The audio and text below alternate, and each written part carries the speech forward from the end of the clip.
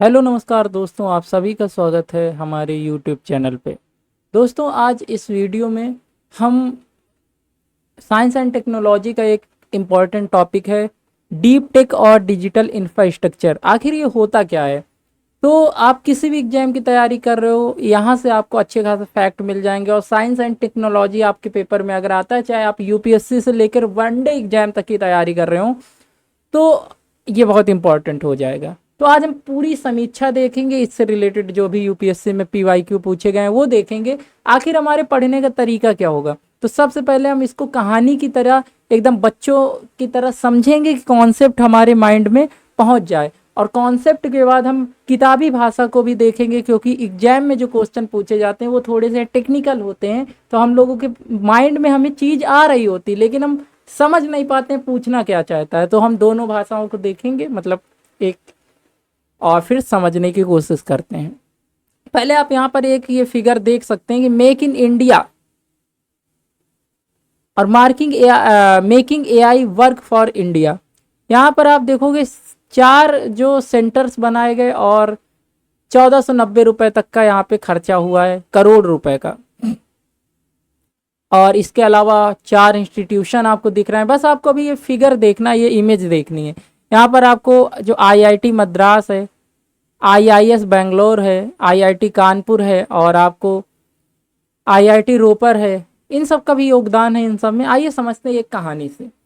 देखिए, bank office से silicon valley तक का सफ़र, बैक ऑफिस से लेके एक कहानी दी गई है यहाँ पर, और वो काल्पनिक कहानी है। तो चलिए इसको देखते हैं। बेंगलुरु के एक टेक पार्क में अपनी नई एआई स्टार्टअप कंपनी खोलने जा रही समीक्षा अपने लैपटॉप पर कुछ प्रोजेक्ट्स रिपोर्ट देख रही थी। कौन है? एक लड़की है, समीक्षा। वो कहाँ पे? बेंगलुरु में एक अपनी एआई वाली कंपनी, जैसे कि मान लो कि चैट जीपीटी की कंपनी अपने खोलने जा रही थी। उसके पिताजी हैं आलोक, जो पिछले 34 सालों से देश के आईटी सेक्टर में काम कर रहे हैं। इन्होंने कॉफ़ी का मग टेबल पर रखते हुए पूछा, समीक्षा, आजकल की नई टेक नीतियों में ऐसा क्या खास है जो तुम विदेश की बड़ी नौकरी छोड़कर भारत में ही अपने कंपनी खोल रही हो? तो बेसिकली समीक्षा क्या है ना, कि वो विदेश से अपनी नौकरी छोड़कर भारत में ही खोलने आई है ये स्टार्टअप अपना। तो उसके पापा ने ऐसा पूछा।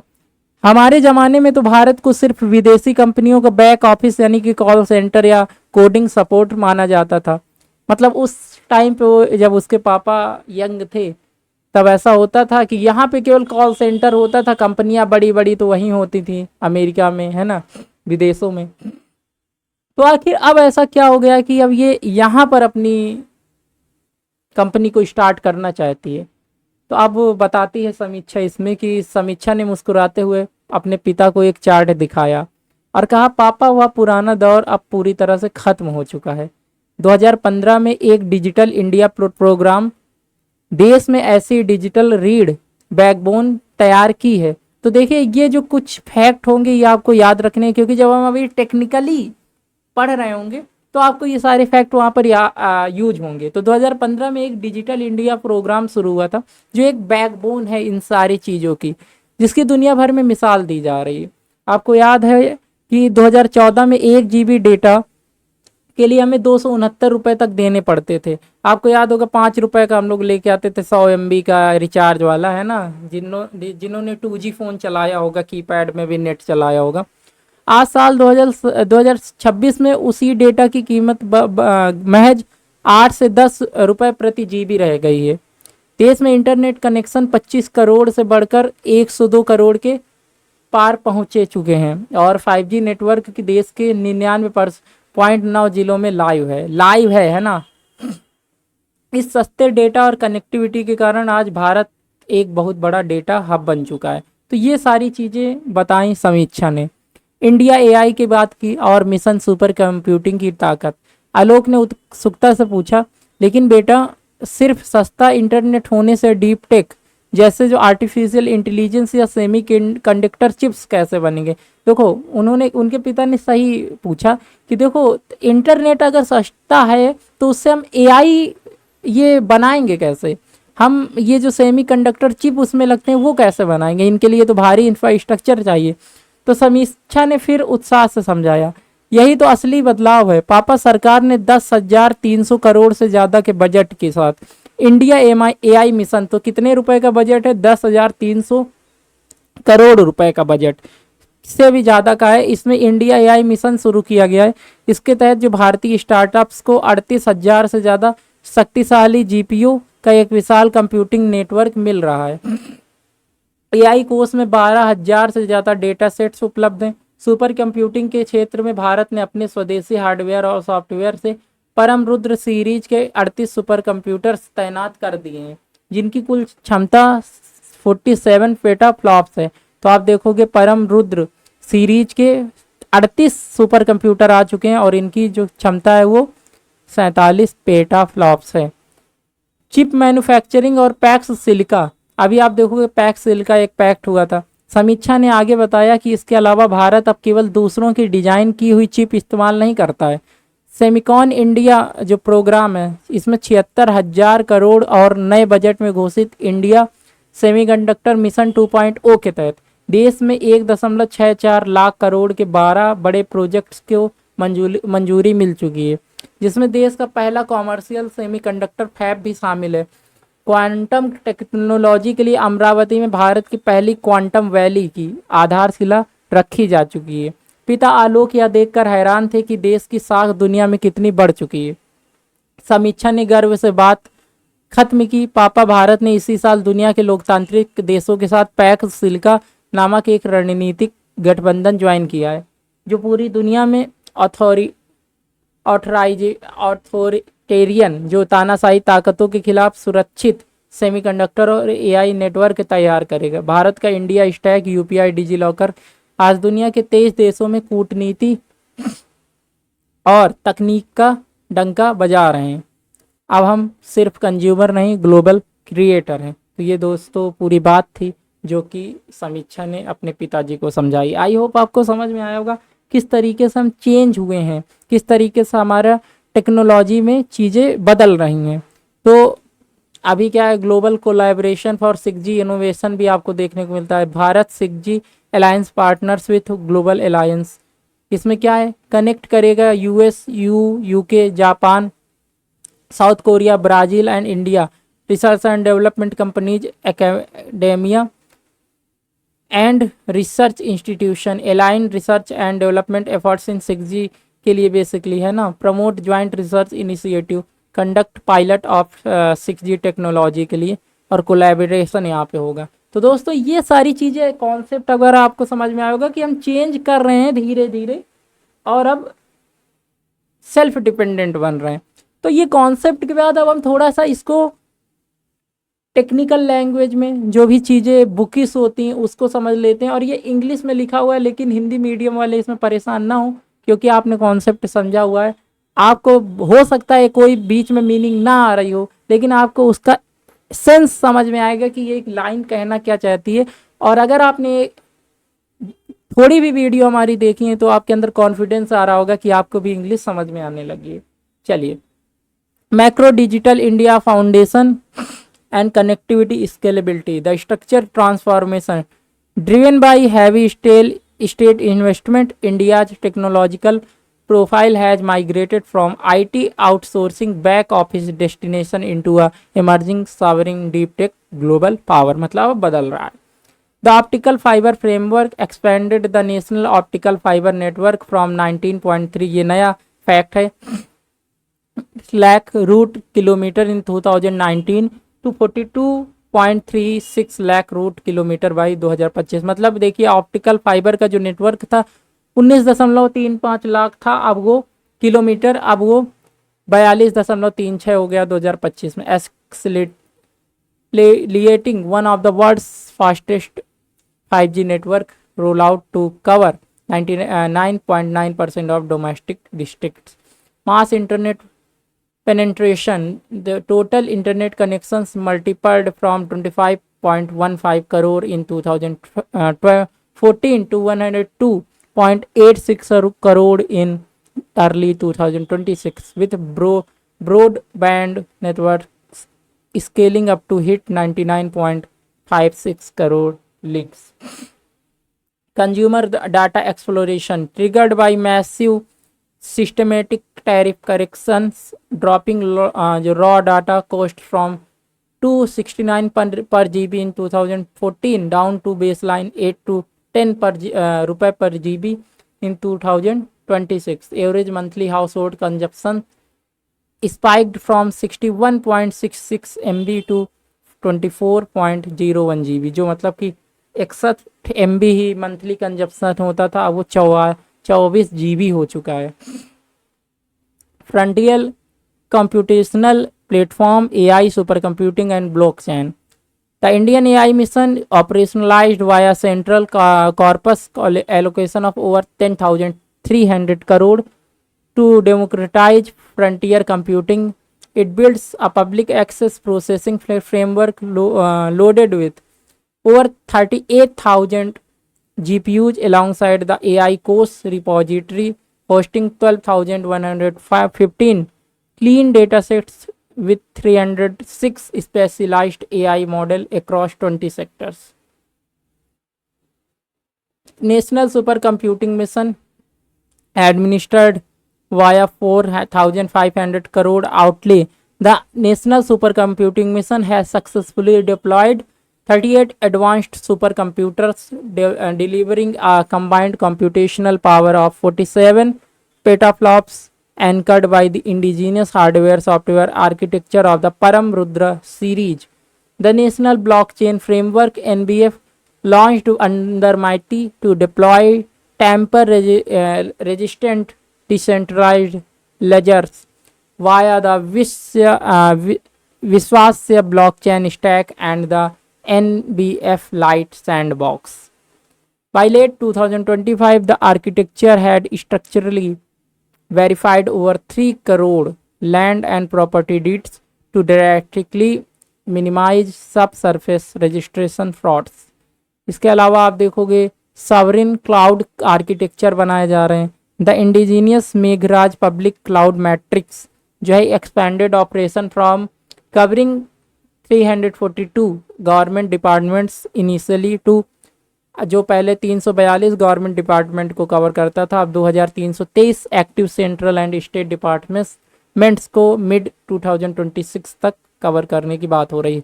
Securing data sovereignty for platforms like DigiLocker and my GOV। तो यहाँ पे जितने भी इंडिया के ये UPI, IMPS, eKYC, आधार पे, ABPS,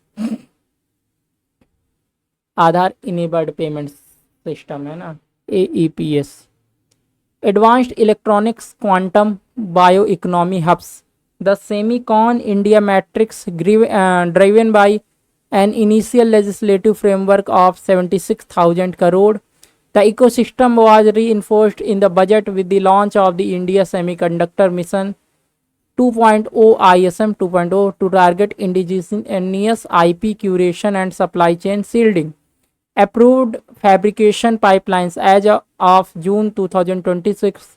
The Design Linked Initiative DLI and companion schemes have successfully cleared 12 mega projects worth 1.64 lakh crore, encompassing one frontier commercial semiconductor fab, 2 compound fabs and 9 assembly packaging facilities.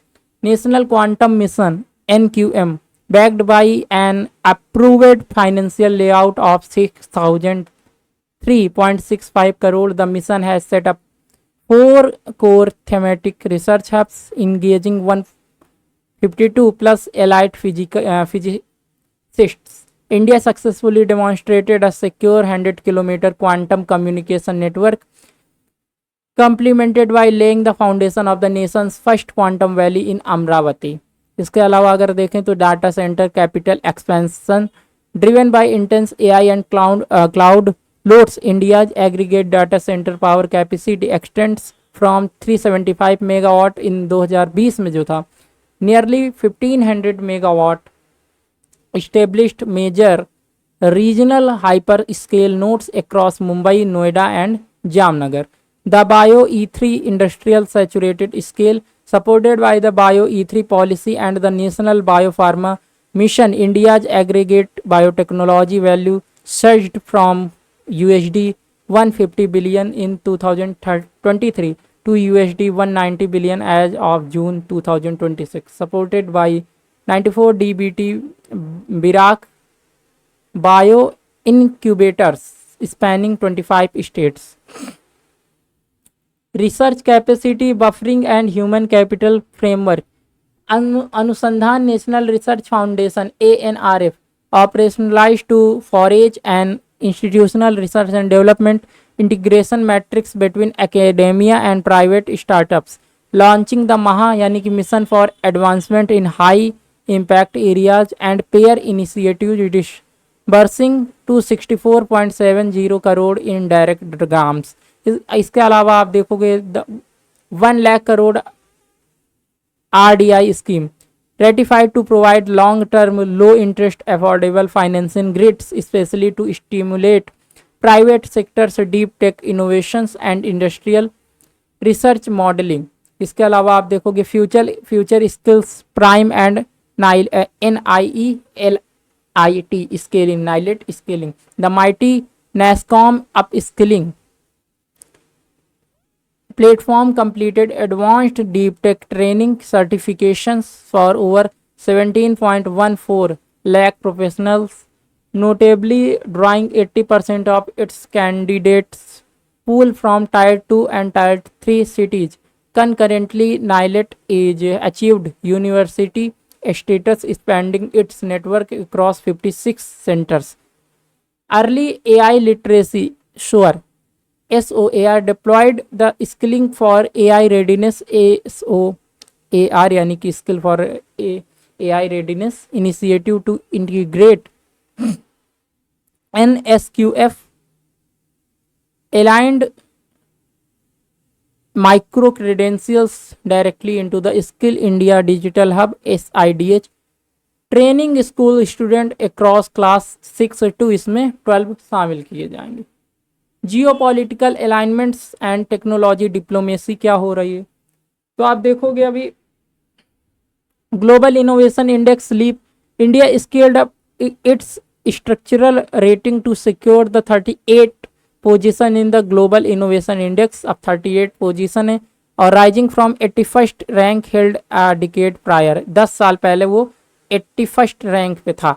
The Pax Silica strategy coalition, India formally integrated into Pax Silica में अब शामिल हो गया. International technology alignment of trusted democratic nation working to lock down and protect the entire silicon stack spanning from critical mineral supply chain to advanced AI deployment framework. मतलब कि basically जो silicon वगैरह इन सब के लिए ये आपका बनाया गया PACS silica. The Bharat 6G Alliance formed as a high-level industry academia cooperative network split into 7 strategic working groups to design system on chips SOCs and capture early international standardization for advanced telecommunication. The MEA Next Division, the specialized new emerging and strategic technologies Next Division manages the foreign policy cross-border legalities and technology diplomacy contours of global technology governance. Exporting the India stack, India has signed comprehensive bilateral agreements with 23 sovereign nations to export its digital public infrastructure DPI modules with localized iteration of the unified payment interface यानी UPI operating actively across Singapore, UAE, France, Nepal and Sri Lanka में. अब दोस्तों हमारा ये topic ख़त्म होता है. आइए PYQ क्वेश्चन देख लेते हैं जो थोड़ा सा साइंस एंड टेक्नोलॉजी में इसी फील्ड से रिलेटेड थे. हालांकि ये तो करेंट में था तो आप क्वेश्चन वहाँ से पूछे जाएंगे, लेकिन ऐसे ही कुछ क्वेश्चन है जैसे with reference to software as a service SaaS consider the following statement 2022 में पूछा गया. सास यानी कि software as a service, SaaS buyers can customise the user interface and can change date fields. SaaS अभी इसको हमने सही नहीं किया है हमने, 1 मिनट, क्योंकि यहाँ पे ऑप्शन है. चलिए आगे देखते हैं. SaaS users can access their data through their mobile devices Outlook, Hotmail and Yahoo mail are forms of SaaS. तो यहाँ पर अगर आप देखोगे 1 2 3 दो तीनों सही है, यानी कि इसका एक्सप्लेनेशन, सास जो है modern web based SaaS solution offer built in flexibility while the underlying application code remains identical across customers. Buyers can customise the visual layout, है ना, बदल सकते हैं, choose brand colours and add or modify data feeds to fit their distinct workflows. सही बात है। Because SaaS platforms host data and application code directly in the cloud, user can log in securely from any internet connected device. This structure supports cross platform access via mobile और apps और web browser, मतलब कहीं से भी आप login कर लेते हो इजीली, है ना, जीमेल वगैरह पे। फिर है स्टेटमेंट 3 भी करेक्ट है। Web based consumer emails platform are foundational example of SaaS. Users rent the utility of the messaging interface online while the provider hosts the software, run the server and manage data storage behind the scene। इसके अलावा आप देखोगे यहाँ पर custom configuration interface data feeds. अच्छा, allow जो custom configuration क्या करता है, सास का ये component interface and data fields में अलाउ स्पेसिफिक करता है specific business personalisation without changing the core platform code. Universal access, यानी कहीं से भी हम वो कर सकते हैं। वेब मेल, जितने भी ये आउटलुक वगैरह आपके प्लेटफॉर्म है, सारे सास के एग्जाम्पल हैं। तो दोस्तों हमने ये टॉपिक ख़त्म किया। नेक्स्ट वीडियो में हम इंडिया की डिजिटल सॉवरेनिटी, यानी कि आखिर कितना सॉवरेन है इंडिया, आखिर जो हमारा डेटा है वो कितना सुरक्षित है, इस सब को देखेंगे। आई होप आपको ये वीडियो पसंद आई हो। अगर आपको ये वीडियो पसंद आई है तो वीडियो को लाइक करिएगा, चैनल को सब्सक्राइब कीजिएगा, शेयर कीजिएगा उनके पास जिनको इस वीडियो की ज़रूरत है। चलिए आपसे एक नई वीडियो में मुलाकात होगी। धन्यवाद। जय हिंद, जय भारत।